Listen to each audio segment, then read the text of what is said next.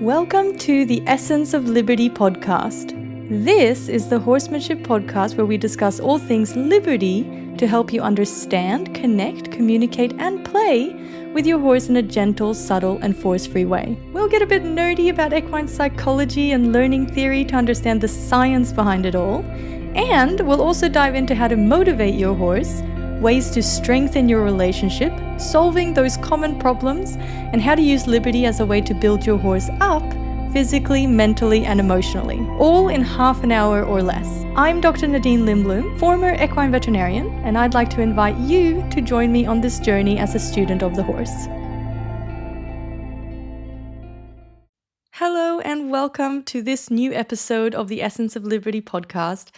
I'm so insanely excited about this episode, and I feel like I say that every time, but I am super excited about this episode because we are going to dive into one of my all-time favorite exercises and go into a little bit more detail of that. But first, I want to extend a really warm welcome to all of the new members of the Essence of Liberty Online Academy. If you've been following along on social media, you'll know that we recently had our Halloween sale, and that has led to several of you taking the leap to join us in the Academy. And I am so excited to follow your journey and to watch you as you either begin this journey with your horse or as you continue progressing and refining the stuff that you already do with your horse. So if you haven't already, then feel free to introduce yourself in the community because we want to get to know you, we want to get to know your horse, we want to know about your journey and what your goals are, and we want to, of course, help celebrate and support you in the process as you continue along your journey. So if you haven't already, I would love it if you introduce yourself there in the community. Now, in the community, and also if you've been following along on social media, if you're not in the Academy, you will have noticed I recently put out a video about an exercise called Distance by Destination. And in the Academy, there's a module about cone exercises because I find that having markers on the ground, they don't have to be cones. They can be whatever you choose. But having markers on the ground can really help create a lot of precision in your training and help refine your communication and give you a little bit more guidance and sort of an idea of where to, like how to communicate with your horse. It just really, really helps in terms of giving your training a little bit more structure. And I am currently in the process of updating this module, and that gave me the idea to perhaps do a little series on a couple of different exercises here on the podcast. It's, of course, a little difficult for me I'm going to do my best to explain it, but it's difficult for me to sort of show you how it's done. But I'm going to explain it and hopefully give you a couple of ideas of how you can apply this in your training and why the exercises are very useful. This series is they're not going to follow along from each other. It's going to be on the first week of every month that I'm going to dive a little bit deeper into a particular exercise. And the first few exercises are going to be cone exercises, and then we're going to move on to other exercises. And I've decided to do it this way because I want each month to have a couple of different focuses. So the first week of the month is going to be an exercise. The second week of the month is going to talk about something more philosophy-based or training concepts or mindset, things like that. The third week of the month, we're going to dive into something related to your horse's health and how you can help him be healthier and stronger and different things to think about and different things to look for, training your eye, things like that. And then the fourth week of the month is going to be something that's a little bit miscellaneous. So it's going to be a random surprise in the fourth week of the month. And I hope you really like this new structure. Definitely let me know what you think. I really love getting feedback on this podcast. I love getting your comments. I love getting your messages. I love getting your emails. I do my best to try to get back to everyone. And it's just really nice to know if you're enjoying it. And it's also very motivating and encouraging for me to continue doing the episodes if I know that it is impacting you and that it is really helping you. So please keep the comments and messages going. It really, really helps me. And it also helps me know what type of episodes that you like and what you want more of. So definitely let me know. I love the feedback. And also the only way that this podcast grows is if you are sharing it. And if you are enjoying it, then chances are there's someone in your circle that will enjoy it too. So feel free to share it with your friends, share it on Instagram, tag me in it. I love it when you tag me in these things so that I can share it as well as on my story. And I really, really appreciate your support. But without further ado, let's talk about my favorite exercise called distance by destination. And I have talked about this exercise a little bit before because it is one of my favorite exercises. And this exercise is basically where you set up 4 cones. It doesn't have to be cones, it can be anything you like, but 4 markers on the ground in a square, probably about 5 to 7 meters apart to begin with. And the aim of the exercise is for you to be able to stand in the middle of the square and for your horse to be able to walk around the outside of the square. And the reason why this exercise is so powerful is because when you are working with positive reinforcement, it is really, really common for your horse to want to stick really close to you. And this is one of the major challenges that people run into. And it's also one of the major things that can cause frustration in your horse, because your horse, when they are really, really close to you and they're trying to crowd you, for one, it makes you a little bit uncomfortable and makes you kind of want to push him away and makes you want to ask for a bit of space. And for him, when he's so close to you, that can cause a lot of tension in them, and it can really restrict their movement because they have to keep up with your pace. And also they can sort of smell the food, and that can get very exciting for them. And when they get excited, they are also prone to tipping over into getting a little bit frustrated. And then every time you ask him to give you space, they can get more frustrated because what they want to do is get closer to you. So it can be a real source of creating a negative experience between the two of you.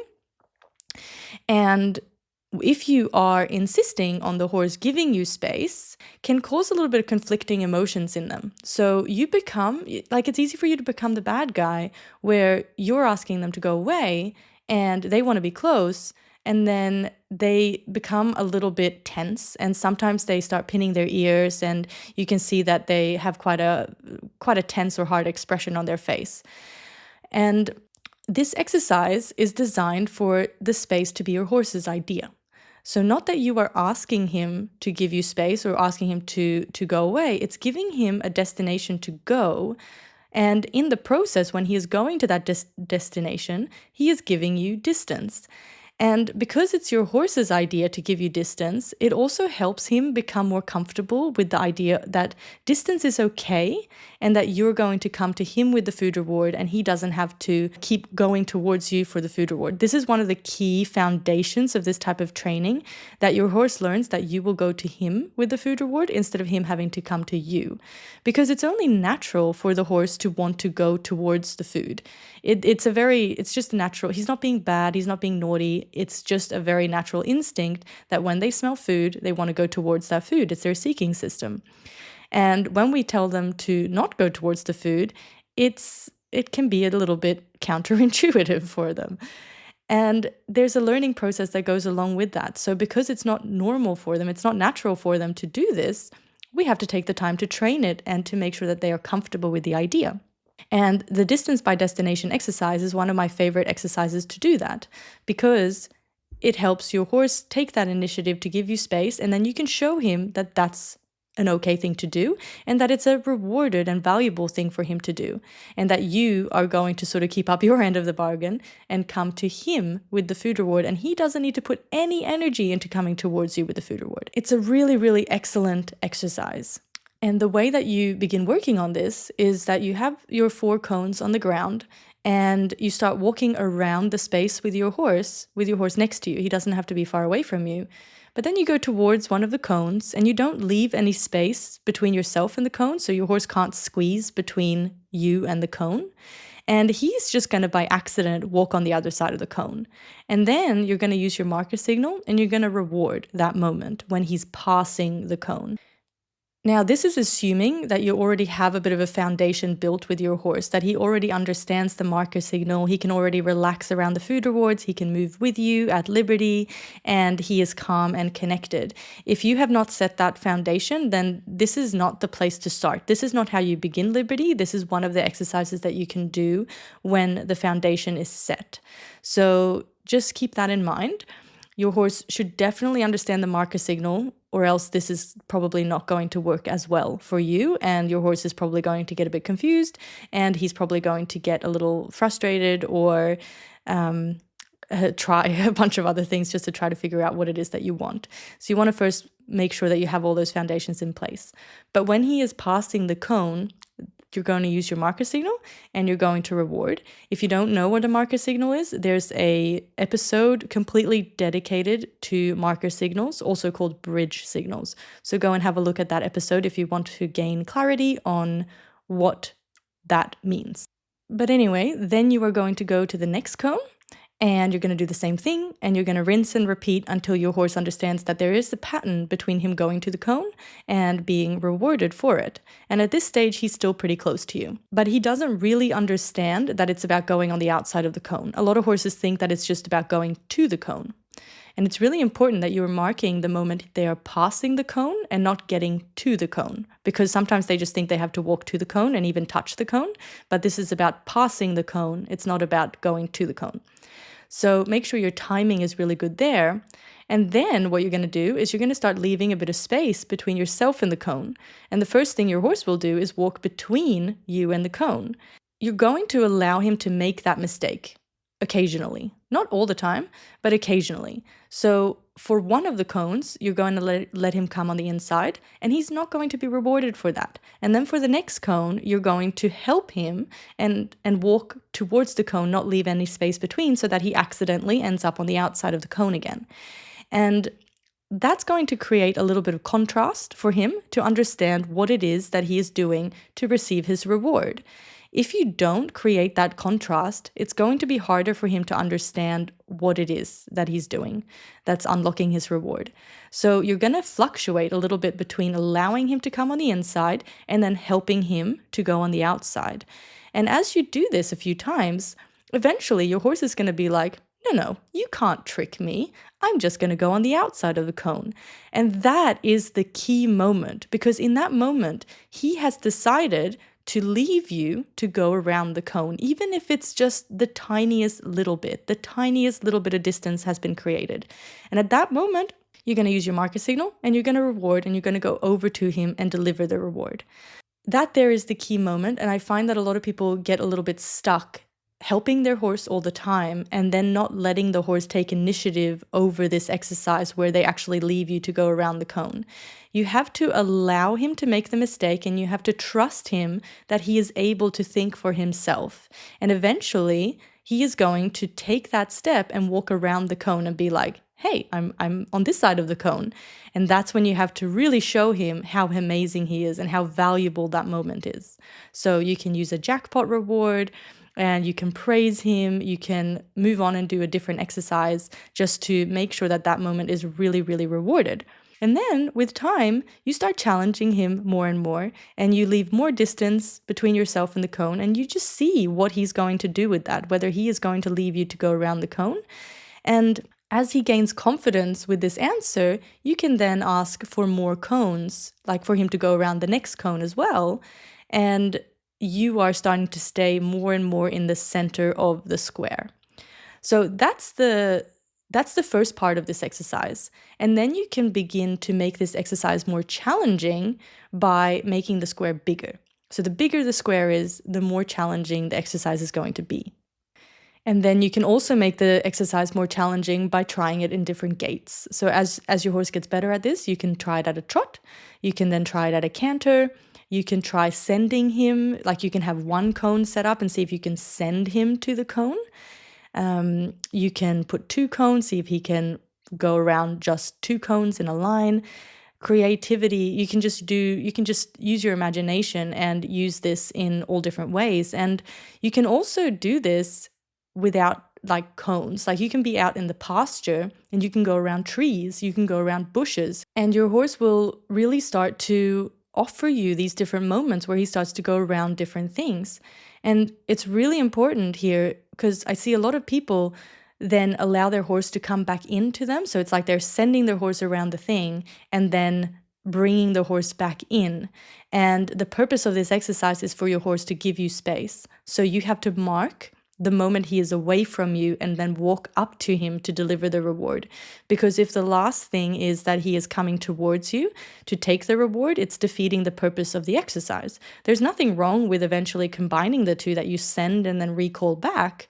But if you want the distance effects of this exercise, which is what it was designed for, then you are going to have to reward him when he has given you space, so that you are walking towards him to give you space.